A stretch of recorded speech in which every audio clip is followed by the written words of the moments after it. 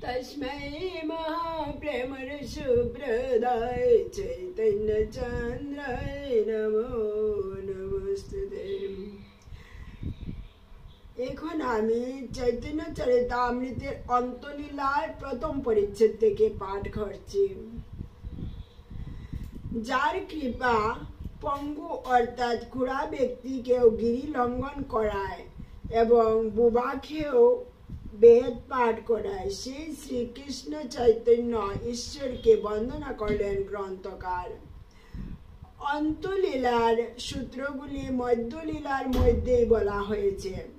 এবারে অন্তলীলা বিস্তারিতভাবে বর্ণনা করতে শুরু করলেন গ্রন্থকার। শ্রীমন মহাপ্রভুর বৃন্দাবন থেকে নীলাচলে যাত্রার সংবাদ পেয়ে নবদ্বীপবাসী ভক্তেরা ও সচী মাতা আনন্দিত হলেন।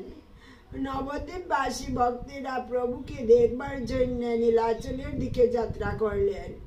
এই সঙ্গে আসছিলেন ভক্ত শিবানন্দ সেন, তার সঙ্গে এক ভাগ্যবান কুকুরও আসছিল প্রভুকে দর্শন করতে। একদিন এক নদী পার হবার সময় উড়িয়া নাবিক শিবানন্দের কাছ থেকে অনেক বেশি পারের পয়সা নিল।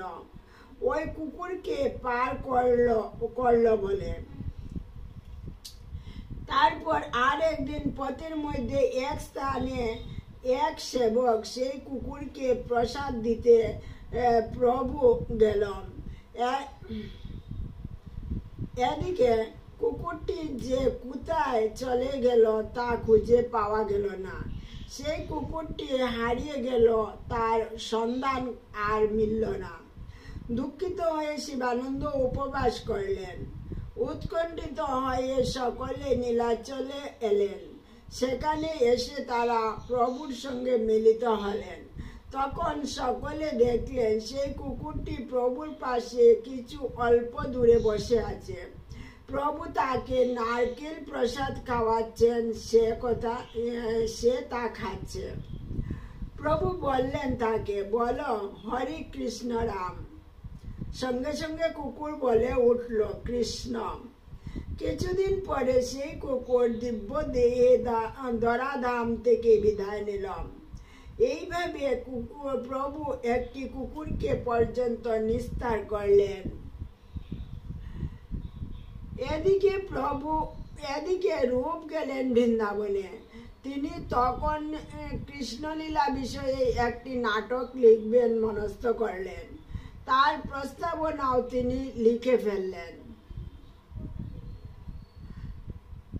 নাটকের ঘটনা ভাবতে ভাবতে রূপ ও অনুরূপ দুই ভাই আবার চললেন নীলাচলের দিকে প্রভুকে দর্শন করবার উৎকণ্ঠায়।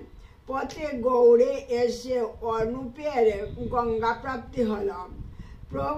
রূপ প্রভুর কাছে চললেন। প্রভুকে দেখার জন্য তিনি আরো উৎকণ্ঠিত হলেন।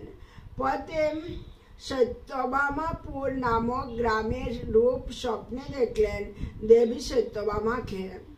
তিনি আদেশ দিলেন ব্রজলীলা এবং মথুরা লীলা বিষয়ে দুটি পৃথক নাটক রচনা করতে।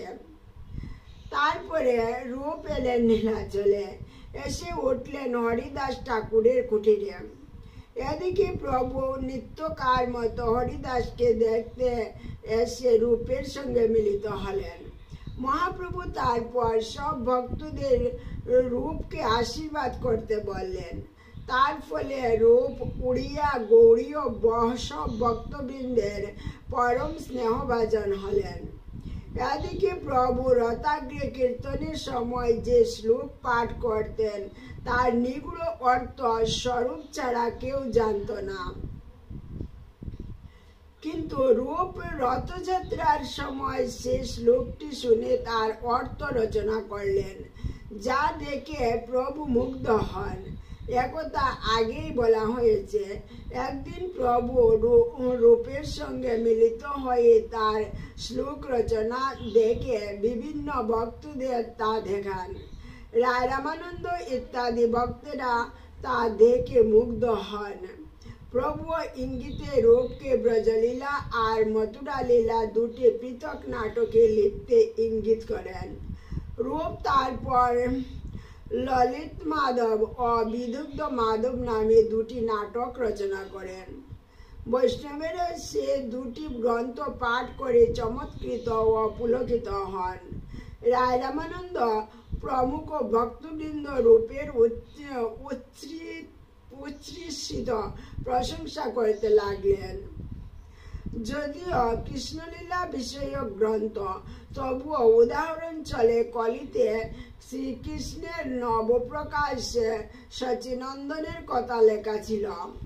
তা দেখে প্রভু মনে মনে আনন্দিত হলেও মুখে কিঞ্চিত ক্রোধ প্রকাশ করলেন।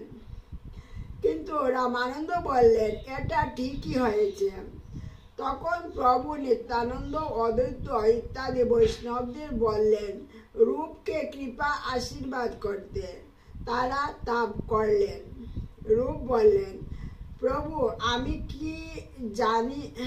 কি জানি বলো, তুমি যা লেখাও আমি তাই লিখি। সব ভক্তবৃন্দ রূপকে পরম কৃপা আলিঙ্গন দান করলেন।